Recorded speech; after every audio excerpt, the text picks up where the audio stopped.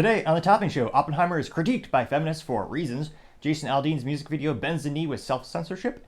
Disney's Marvel may delay Ms. Marvel yet again. Trump is attempting to win the endorsement of United Auto Workers. It probably won't work. Mitch McConnell freezes on live TV. Boeing Stock skyrockets up into the air. You can now use your fingerprint to buy booze.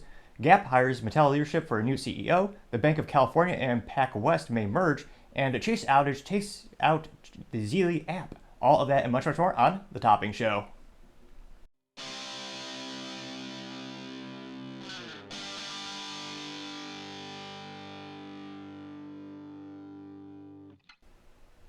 Thank you everyone for taking the time to tune in today. Today's episode of Topping Show is sponsored by Topping Technologies. Topping Technologies is an IT value-added reseller and services company with a special proficiency in IT security. Heck, see their founder release twice a day. Gotta say he's quite handsome and brilliant. He's me, that's a joke. If you're an IT leader or a business owner, you can reach the team at sales@toppingtechnologies.com. Now, going out to the business part of the podcast, you have Boeing. Their stock is flying up. Now, it seems to be that their production issues have finally been hammered out after multiple delays this year, partially due to their own internal issues, as well as issues with their subcontractors and their supply chain. And it looks like the output of their 737 is up 23% compared to the same time period last year. And when it comes to the fiscals of the company, it looks like they reported a narrower than expected loss of 82 cents per share, and they have a $2.6 billion in free cash flow, which is quite a reversal from the same time period last year. They burned through about $182 million.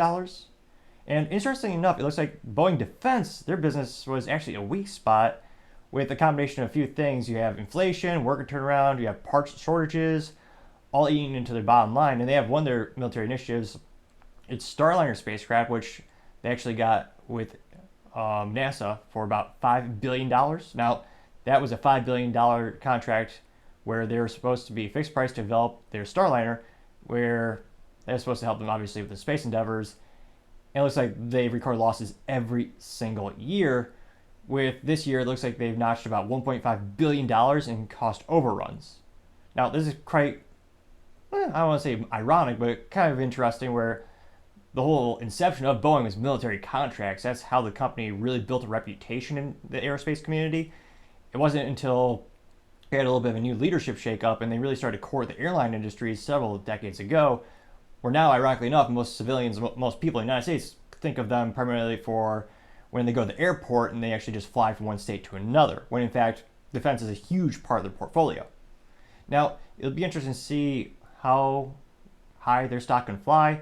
You have the presidential election right around the corner next year, and there's always a lot of contention of, depending on who takes power, that may or may not help or inhibit the military industry. There's a lot of variables and unknowns, which of course is what, usually fuels pessimism about the stock market. But in this case, it looks like their stock is finally starting to skyrocket up.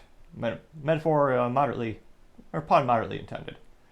Now, other interesting business news, you can now use your fingerprint or your eyeballs to buy booze, which is fascinating. Now, this is actually coming from proposed legislation in New York as well as Washington that allow customers to use their scan of their palms, their fingers, their faces, or retinas instead of simply handing over a driver's license for the age confirmation.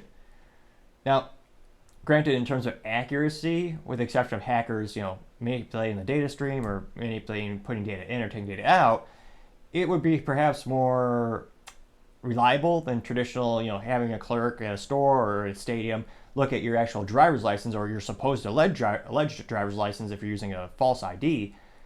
But there's also a lot of privacy concerns because obviously your biometric data is quite sensitive. It's perhaps the most unique thing about you, especially when you have a modern society with so many personalities merging into each other, people identifying their personalities with their political affiliations as opposed to the actual actions and real core beliefs. But I digress. It's one of the few individual things about people these days.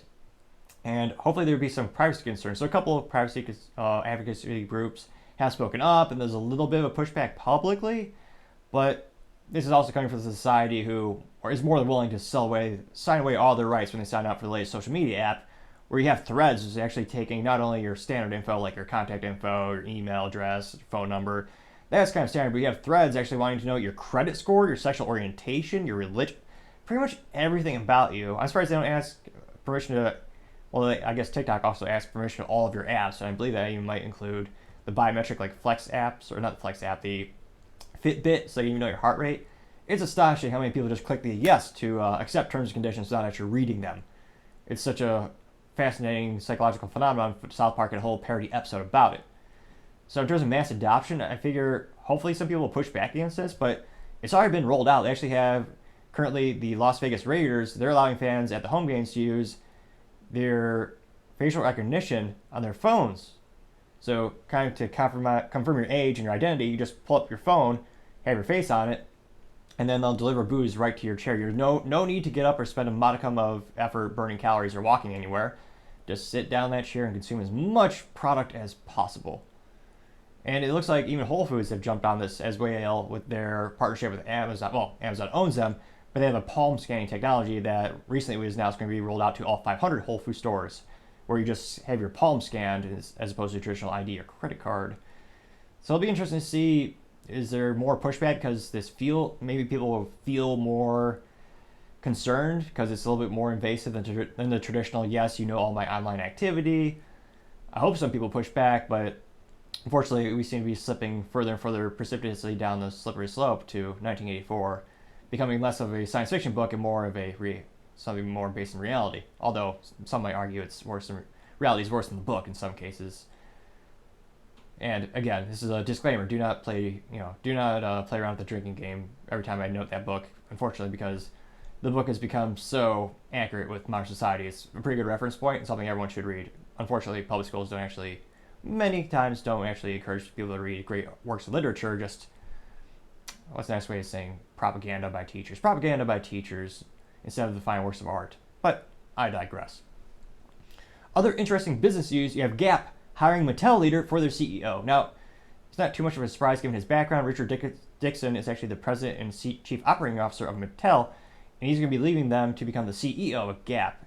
And this comes after we had about a year since the former Gap CEO, Sonia Syngal, stepped down, leaving the company, which Gap, a lot of people don't realize, they also own the Banana Republic, Athletica, as well as Old Navy. So they've been without someone at the helm for quite some time, and they've been struggling for quite some time as well in terms of their sales. Now, it looks like Dixon's best known for bringing Mattel, breathing life back into the brand, specifically the Barbie franchise. So he has a proven track record of turning things around.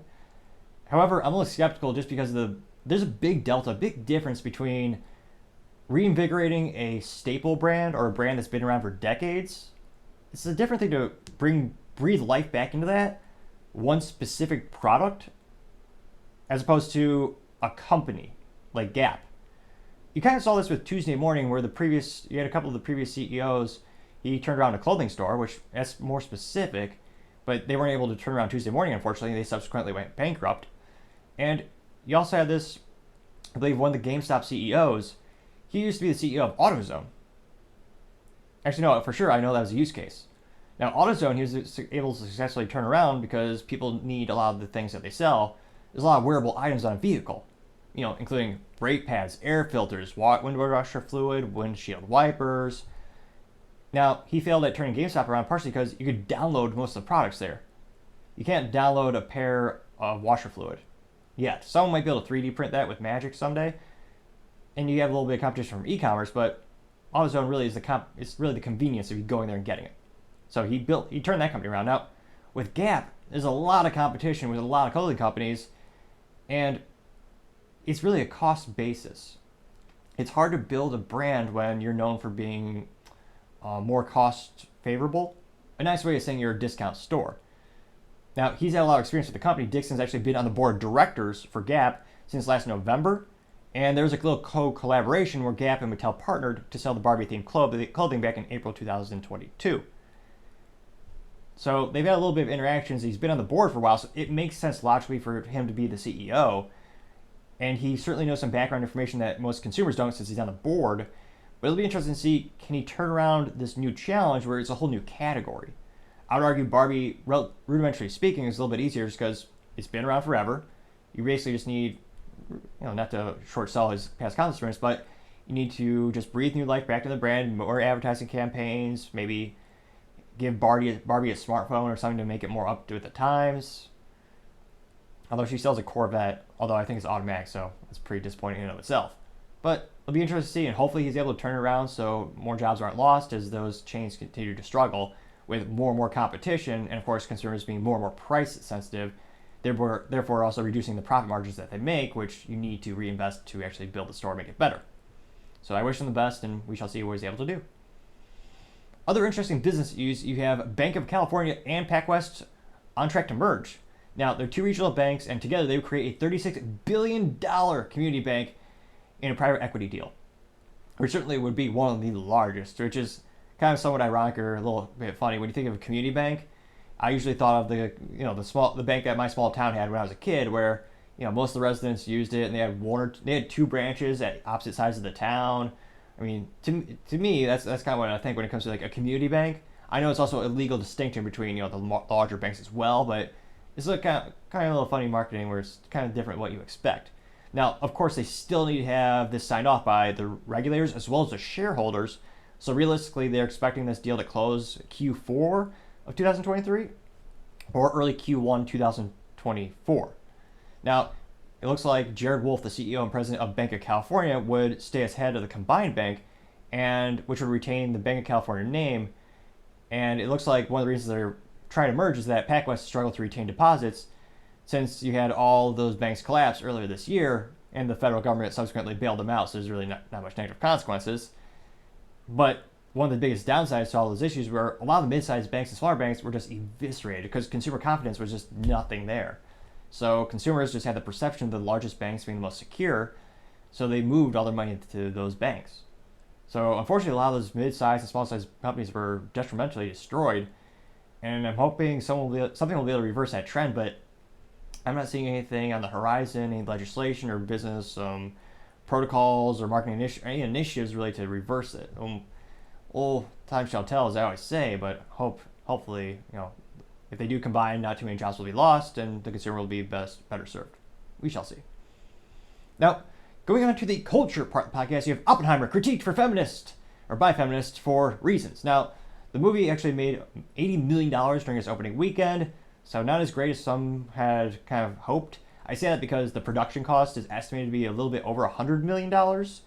And from a technological perspective, I'm fascinated by it. I may actually see it, and I usually don't see movies, because he actually uses film, which is a dying industry in and of itself, as opposed to, of course, we live in a digital age. And being an old soul who prefers analog technology and using things like stick shifts, manual transmissions, I secretly can appreciate him using film and practical effects. There's no CGI in the film, which in 2023 is unprecedented.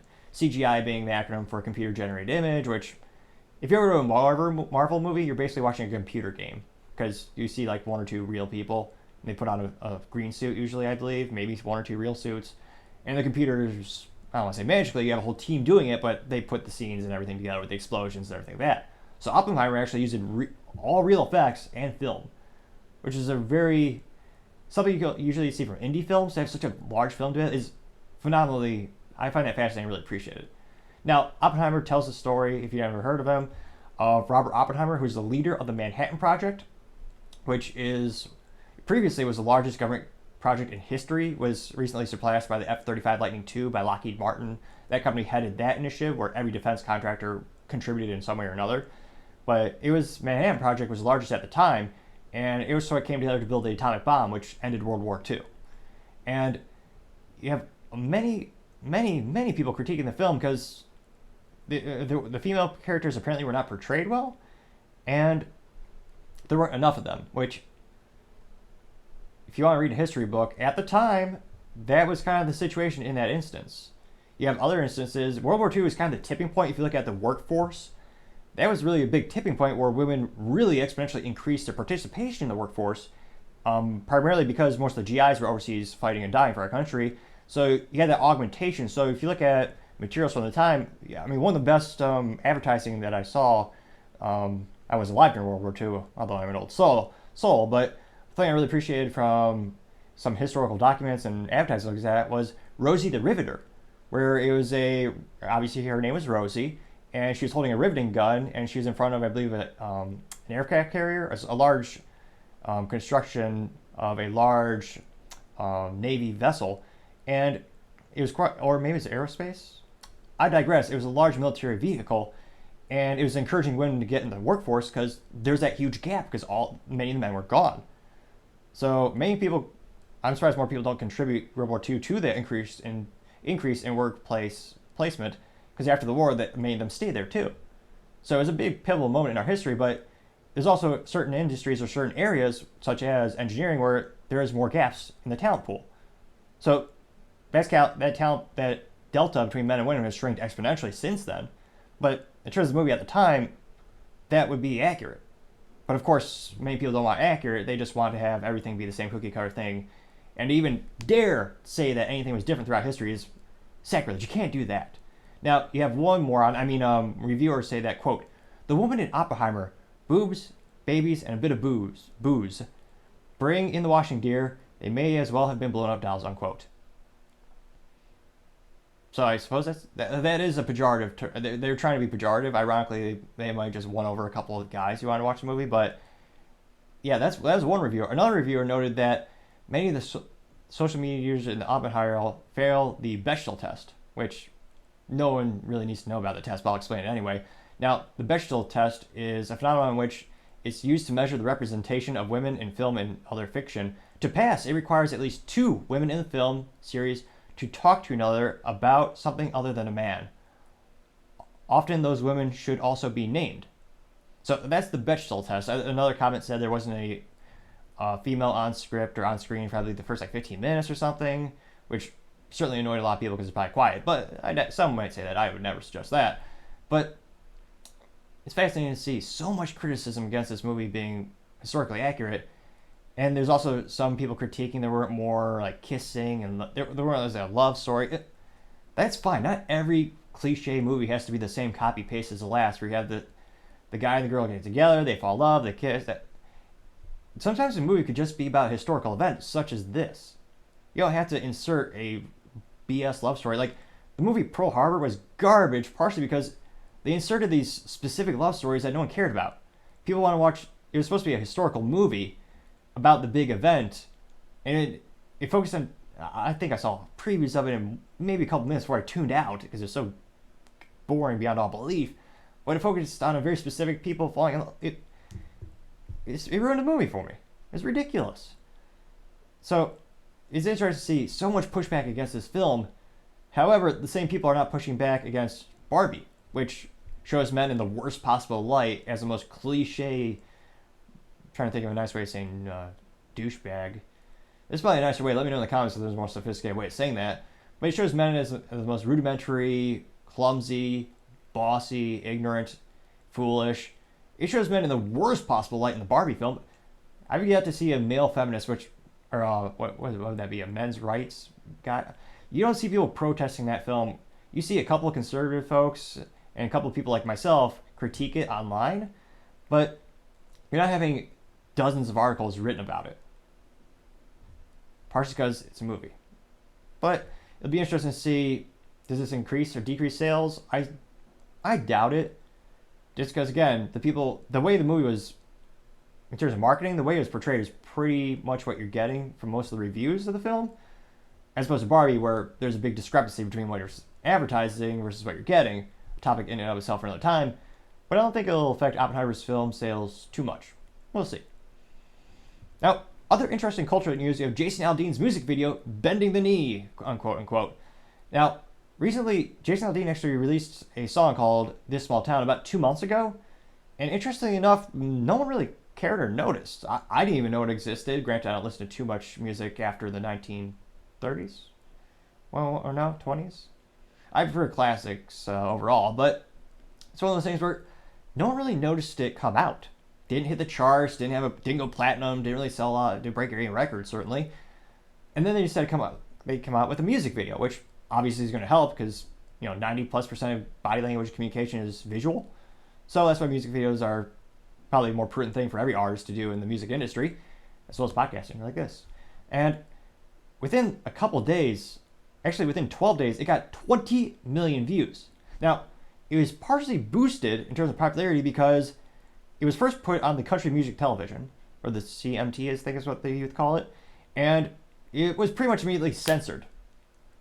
And people said it was racist and evil. that increased attention exponentially. People tuned in and defended him like no tomorrow. And at the time, Jason Aldean stood by the film, or I guess in this case a music video, saying there's nothing to apologize for. It is in no way against derogatory or against any specific race. It is really just about a small town and people protecting themselves and looking out for each other. And ironically enough, people who are saying it was racist, if you actually looked at the film or the clips that showed people rioting, a lot of them, what's a nice way of saying this, they were white folk. Guess what? A lot of the protests, violent protests, you had mixed race. It wasn't just one race doing it. It's pretty racist to say it was one race doing it. Now, it looks like after the controversy and hit 20 million views on YouTube alone, it was #1 in trending. It was #2 most downloaded on some platforms. Controversy does certainly sell, and in this case, it certainly did. So he got the fame for this. He got all the social credit for not bending the knee, to sticking to his guns. And now they're changing the music video. Why? I could only guess so much. Now, in terms of the specifics on what they did to the film, you have towards the beginning of the video, the original version showed images from a Fox 5 broadcast projected on the side of a courthouse, and it showed obviously individual people performing violent acts. And now they actually changed it so they just zoom in to a specific hand holding a Molotov cocktail. So that was the first change. Another change they did, there was a Fox 5 footage showing protesters and a Kyron reading, quote, "State of emergency declared in Georgia." Also appeared at the 121 mark in the original video. The new version replaces the footage with additional images of Aldean and the band performing outside the courthouse. So they got rid of that imagery completely, just put more of him in it. Now, the last major edit removes a clip from an unknown news broadcast about farmers dropping their crops to, quote, "aid a friend in need." How that's controversial is beyond me. Now, in the revised version, more footage of Aldean is performing replaces the appearance of the man saying, quote, "It's what this community and a lot of the farm communities stand for. Someone needs to help. Needs some help. They'll get it." And they got rid of that. So these are kind of what the people, kind of like a newspaper stealth edit, where you have the main thing, and then a couple days later they just edit it without really letting anyone know or doing like an official announcement. And apparently they're doing this to get it back on the country music television channel. But why? Everyone who's wanted to see it has already seen it by now. I can't imagine they're going to get an increase in record sales because of this. There's a lot of speculation, as many media companies are more left-leaning, and many industries, and the whole industry is on average, if they're doing this just to acquiesce to their boss or producers, and there's still no official comment from Jason Aldean himself, and there's still no word if he was directly involved in this. But if he was not involved in this, he would have presumably tweeted or, let it know that, hey, I don't agree that this is BS. You're editing my video. This is against my artistic vision. It's fascinating to see they're just kind of bending the knee. And I don't see, unless he's secretly more on the left, or there's a lot of speculation as to why they're doing this. And from a business perspective, I guess it might be one way to win both parties if you see this as a political issue, where you have people on the right who are more country, God and freedom, and people on the left who are more not so much. If you see it as a political issue, maybe he's playing both sides, where when it first came out, no one cared. It got protested, so people on the right, who more often than not, they believe, free speech, you shouldn't be editing this, you have the original context, have the original content. He got all those people to view it, and now that he's editing it, perhaps he'll get more people who are traditionally on the left side of the political aisle. So it'll be interesting to see, is he trying to get 100% market share and sell controversy at the same time? A risky idea, but maybe it works. But it is interesting to see this kind of flip-flop, and I'm sure it won't be the last time it happens. But yeah, as I always say, it'll be interesting, but time shall tell. Other interesting cultural news, you have Disney Marvel might delay Ms. Marvel yet again. And also the movies are losing about $100 million. Now, this film is supposedly starring an actress by the name of Brie Larson. She is, in recent interviews, she's kind of lukewarm about her interaction with the material. In her defense, I probably would be too if I put effort into making a film and it didn't get released. So in one interview, they asked her, "Hey, would you want to do this again?" You have your own, and she kind of was very pejorative. Well, do people want me to? To which I would say, well, probably not. You're not really a main character. I don't know why they're trying to do this, but that's just my 3 cents. It used to be 2 cents, but 40-year hyperinflation had to go 3 cents. It should be 4, but I'm a generous man. 3 cents. Now, this delay would be the 4th time it's been delayed to be released. So it's actually originally supposed to be released in February 2023. And they just keep delaying it again and again and again. And a lot of these films are just filled with, yes, they are a copy paste of CGI generated explosions, big go boom. Bad guy comes, they kill the bad guy, and no one actually really dies. But they also inject a couple, most likely maybe a robot does this. They inject a couple of comments that are more timely. So there's a little bit of topical conversations where they make references to pop culture, what have you. Now, if you keep delaying the movie, especially with how fast culture moves these days, it's going to feel dated already. At what point do they not release it because it'll be so dated and stale, it'll just flop completely?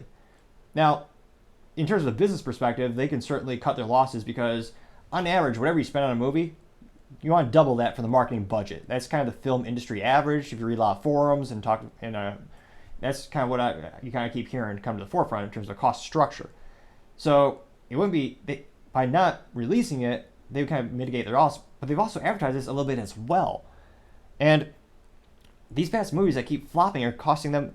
They've lost about $900 million on the past couple films. And keep in mind, the CEO who came back to fix the company, Bob Iger, he's trying to clean up the mess that Bob Chapek made with getting involved in politics, making worse movies, injecting politics into movies. Bob Iger's goal is to cut a couple $1 billion in costs. That includes production costs. So it's not just a standalone cost where, decrease staff, decrease cost of materials, but also decrease the cost of what you're making. These Marvel movies are disgustingly expensive. I'm surprised the CFO doesn't have a heart attack every time they tell him how expensive it's going to be. Because it's a big risk. They used to be multi-billion-dollar movies, so it could be okay to spend maybe $500 million on production. Because even if you spend on it marketing, you'll make a little bit of profit overall. After you had the lockdowns of the pandemic, I kind of feel the pendulum has swung, where you'll never get a full 100% participation in outdoors activities as you used to. So you have less people going to movie theaters, and your cost just keeps going up and up and up as they use more. If you look at I can't imagine how much money they spend on servers, storage, and networking in terms of their infrastructure from a technology perspective, and their graphics cards. The amount of CGI they put into a Marvel film was basically a video game at this point. I guess they have a couple of interactions with real actors where they dress up in real costumes every once in a while, but they cost so much to make. That's why I'm not too surprised. Bob actually admittedly said that he wants to make less Marvel and less Star Wars. Partially because they diluted the brand so much by putting out such a disgustingly amount of volume of product, similar to Bud Light. But they just can't sustain it right now. They're losing money. They are looking to actually divest perhaps some of their television networks and their channels because they're in such dire need of an infusion of capital. They're not doing great. So when it comes to the specific delay, every time they delay it, it's just less and less likely it's actually going to be produced. Same thing when it comes to most things in life. You look at sales. The more project is delayed or more someone says, yeah, I'm going to buy the car next month or I'm going to buy the computer next month, whatever it is, the more delays, the less those odds are that the actual sales are going to go through. Same with this movie. Every time they delay it, it's going to get more and more stale and less relevant. And I don't think time shall tell to see if they actually pull the trigger and release this, but I'm pretty skeptical. So I would say outlook not so good for Miss Marvel. Now, going over to the political part of the podcast, you have Donald Trump attempting to court the United Auto Workers. So he's attempting to win their endorsement because they have a large populace that they're based out of, or that make them up. Now, I say it's a lost cause because for decades, not just the past 1 or 2 elections, for decades they unquestionably always prop up the Democratic nominee, and that's where a lot of your dues, if you're a part of the United Auto Workers, that's a lot where your dues go. They go straight into politicians' pockets. Politicians then give you bailouts and extra privileges, but that's not corruption for some reason. Now, most recently, the United Auto Workers endorsed Joe Biden in the 2020 election. So it's not only are they setting a signal and all their minions will actually vote, in concert, will all vote for the president, but it's also millions upon millions in dollars sent as donations. Now, Trump is coming back, and his message to the United Auto Workers are saying he wants to roll back Biden's mandates and laws that are, quote, destroying your business. Now, again, this is a fluid situation. There might be an announcement within minutes, might make this outdated, but right now, the union has actually withheld its official endorsement for President Joe Biden's reelection over concerns of Joe Biden's push to EVs will leave more members behind. It will. However, the UAW president, Shawn Fain, already ruled out endorsing Trump when they met privately with Biden last week as the union starts their bargaining for their new contract with the big three automotive companies. The big three being what used to be the dominant of automotive. You used to have General Motors, Ford, and Chrysler. And then competition showed up that coincidentally did not have unions and made a more reliable, more bulletproof product, which is why Toyota will last 1 million miles in a quarter of a century. Long live the internal combustion engine for now. When it comes to EVs, Trump does have a point, because there are less components that go into making an EV vehicle. You have less low-skilled labor needed to create the vehicle. Less low-skilled jobs will be needed for those vehicles. You have General Motors, they have their goal of getting all EV by 2035. That's a huge shift in their portfolio. And of course, right now, with the current profit margins, most of it still comes from internal combustion engines, SUVs, and trucks. Now, even with all that being said, they will still not... Politics is a fascinating thing. It's almost like a cult for some people, where they will vote for someone, left or right, no matter what, which I find ridiculous, preposterous. I always tell people, a good rule of thumb, if you want to see someone, if they're actually politically educated, if they say, oh yeah, I want to vote for Trump, or I want to vote for Biden. Okay, tell me 3 specific initiatives you agree with or you support.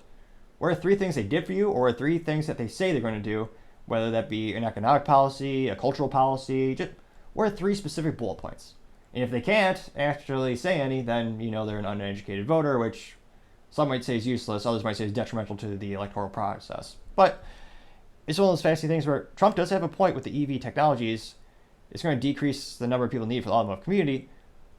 But what if the EV technologies cause those companies to go bankrupt because they're not making an immediate profit?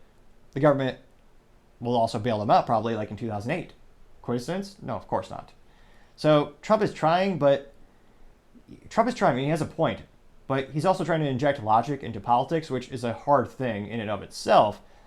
Given he's human, he has a finite number of resources, I think it could be better spent elsewhere in terms of his moves on the political chessboard. Probably more prudent to court other segments of the industry and other industries in and of itself. But, as I always say, time shall tell. Other political news, you have Mitch McConnell freezing on live TV. Now, Mitch McConnell was born February 20th, 1942. So I know public school math scores are at all-time low, so I'll help everyone out a little bit with some basic math. That means he is 81 years old. Now, during the Trump administration, in terms of his accomplishments, he was a Senate Republican majority, and under his leadership, they passed the Tax Cuts and Jobs Act of 2017, the Economic Growth, Regulatory Relief, Consumer Protection Act of 2018, the First Step Act, the Great American Outdoor Act, and he confirmed a record number of federal courts appeals judges during a president's first 2 years. So, obviously, he's on the right side of the political aisle, and he's done many good things. He has a lot of people who... He's acquiesced from a lot of situations, a lot of things I wish he would do. Some people say looks like a silly, scared turtle. I would never be that insultive, because that would just be too easy of a cheap shot. But let's just show this really quick. And the people around him are trying to help. And you have this on the left and the right. You had Feinstein.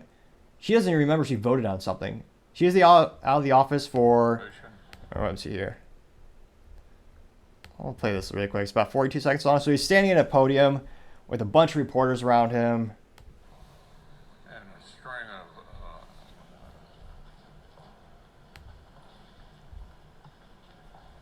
So he literally just said a string of, and now he's standing there looking... To his credit, he did suit up, as men truly do. So he does get some points for that. But he's just awkwardly standing there. Awkwardly standing there. Really awkwardly standing there. Ooh, every second gets more painful from a PR perspective. Awkwardly standing there. Finally, one of his friends or another politician he actually goes up, holds, grabs his arm, said, "Hey, Mitch, you okay?" Anything else you want to say, or should we just go back to the office? Do you want to say anything else to the press? Do you want to say anything else to the press? He just goes like a turtle. I wouldn't say a snapping turtle. He goes, weirdly enough. Let's go back to the... Go ahead, John. And they're saying, now they're saying, let's go back to the office. And this is by no means a left thing or only a right thing. Again, you had Dianne Feinstein, who's been in Congress and leading San Francisco as long as I can remember. She recently went on a 3-month leave of absence due to health issues. When she came back, she came out of the Senate, or the House of Representatives, Senate, and a reporter asked, like, "Hey, how have you been? You've been 3 months. How you feeling a little bit better?" She goes, "What do you mean? I was never gone." And then a couple days later, she came out and she said, "Did I vote on that?" So you have people on both sides of the political aisle who are clearly not meant for service. And I don't think it should be an age thing. I think it should be a cognitive test, because there are some people who are older who are in full control of their mental capabilities. One of the most prolifically being Warren Buffett, who I believe in his 90 or 91, and he's the most successful financial investor in history, still sharp as a tack. Although he's still not successful as Nancy Pelosi's husband, who actually is more successful from a stock trading perspective. Totally a coincidence, though, that his wife is working in the government and controls where money goes and how the market works, I'm sure. I love life. I would never kill myself. I have to say that for the, if anyone is listening from the Bintons. Okay, I've said too much. But nevertheless, it's one of those things where some people are just clearly not fit. And in terms of unification of political issue, I would think it'd be a very popular political thing to say, hey, we have people on both sides of the aisle who are clearly not fit for service. What if we put some type of cognitive test in place? Would that be a political unifying message or political unifying idea? Perhaps a good idea for a presidential nominee to bring up? It sounds like something that should be brought up, but it's one of those things where it's been going on for decades and no one really brings it up, which is somewhat surprising. And although for some people they probably think, well, those who power very rarely give it up willingly because they're addicted to power. And perhaps that's also the reason probably why that it's still legal for people in the government or to have insider trading. But if a CEO does it or if you do it, jail for quite some time. We shall see. Now, going over to the business blunder of the day, you have Chase having an outage that takes out Zelle, or Zelle, whatever you want to call this bloody app. Now, Zelle, a little bit of history and background of what it is. It was launched in April 2011 and called Clear Exchange. It was actually launched and originally owned by Bank of America, JP Morgan, Chase, and Wells Fargo. And it was a service centered around person-to-person, business-to-consumer, and government-to-consumer payments. And back in 2016, Clear Exchange was sold to Early Warning Capital. However, Early Warning Capital is owned by Bank of America, Truist, Capital One, JP Morgan Chase, PNC Bank, US Bank, and Wells Fargo. So it's owned by pretty much all the major banks. And from a business to consumer perspective, it's a very helpful thing. Instead of having to wait days for a traditional wire transfer, you can just use the Zelle app much more expediently and gets cash seemingly almost instantly, relatively speaking. Now, it looks like recently, last Tuesday, their little Twitter profile on Zelle said that the network was functioning normally, and they actually pointed the finger to Chase, saying that they were experiencing trouble with payment processing, which is kind of hilarious because Chase owns a part of it. Kind of like a kid blaming their parent, be like, "Oh no, it's not my fault, it was theirs." Which, technologically speaking, you might need a forensic analyst, but you have to look into it to see what side of it really dropped the ball. It's a cliche in IT. Everyone always blames the network, which when you work in networking can be quite frustrating. But sometimes it's a much more complex issue than it seems. Now, it did tweet that Zelle tweeted that the rest of their network was up and running, but Chase is one of their premier partners, is in full control of the Zelle feature on their app. So they're saying that Chase is the one who's apparently in charge of the maintenance of that part.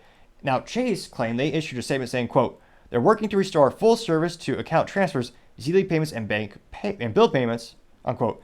But they didn't offer any details regarding the cause of the service outage or the duration. Now, according to Down Detectors, there's a fun little website you can check out where actually will tell you, based on reports, on which websites are down or which ones are slow. And they said that that one had both experienced outages both on Chase and Zelle. Now, it looks like the problem remained unsolved 12 hours later, And Down Detector suggested the severity had tapered off a little bit more as well. And of course, by now, it's been a little more time, it's probably fixed by now. But I don't know imagine how much money that costs from their perspective. Because they make a commission, some of their sales, every time money moves, a bank makes money. So there's a wire transfer fee or a Zelle fee. There are fees that up, and that's how they make a profit, or one of the ways they make a profit. So to have the core part of your business down for even a minute could potentially cost them millions upon millions of dollars, as so much money is being transferred and so many fees getting collected. And nowadays, banks are, a lot of them view them as tech companies because so much technology is used to support and propel the businesses. To have an issue that's quite literally at the core of your business and causes you to falter and lose money, that's got to be the business blunder of the day. Thank you everyone for taking the time to tune in today. Also want to let everyone know we're trying to get to 3,000 subscribers by the end of August, so I greatly appreciate you taking the time to click that subscribe button. Also, don't forget to take the time to comment and like. Those things really help out the videos get shared more and more. Also, don't forget to tell your family, tell your friends, tell your coworkers, heck, tell your enemies, tell anyone and everyone. Just stay safe and fight the good fight.